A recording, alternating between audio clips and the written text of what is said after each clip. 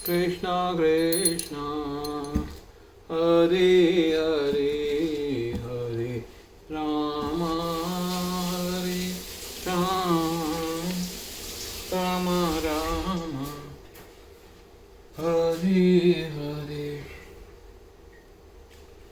आज हम 9वें अध्याय के श्लोक 11 का अर्थ कंटिन्यू करेंगे।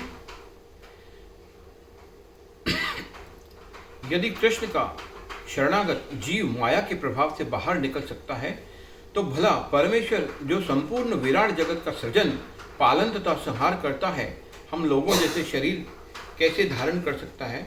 अतः कृष्ण विषयक ऐसी धारणा मूर्खतापूर्ण है। फिर भी मूर्ख व्यक्ति यह नहीं समझ सकते कि सामान्य व्यक्ति के रूप में प्रकट होने वाले भगवान कृष्ण समस्त परमाणुओं तथा इस विराट ब्रह्मांड के नियंता किस तरह हो सकते हैं। बृहत्तम तथा सूक्ष्मतम तो उनकी विचार शक्ति से परे होते हैं। अतः वे यह सोच भी नहीं सकते कि मनुष्य जैसा रूप कैसे एक साथ विशाल को तथा अणु को वश में कर सकता है। यद्यपि कृष्ण असीम तथा ससीम को नियंत्रित करते हैं, किंतु वे इस जगत से विलग रहते हैं। उनके योगमेश्वरम या अचिंत्य दिव्य शक्ति के विषय में कहा गया है कि वे एक साथ ससीम तथा असीम को वश में रख सकते हैं, तो भी वे उनके पृथक रहते हैं। यद्यपि मूर्ख लोग यह सोच भी नहीं पाते कि मनुष्य रूप में उत्पन्न होकर कृष्ण किस तरह असीम तथा ससीम को वश में कर सकते हैं, किंतु जो शुद्ध भक्त हैं वे इसे स्वीकार करते हैं, क्योंकि उन्हें पता है कि कृष्ण भगवान हैं। अतः वे पूर्णतया उनकी शरण में जाते हैं और कृष्ण भावामृत में रहकर कृष्ण की भक्ति में अपने को रत रखते हैं।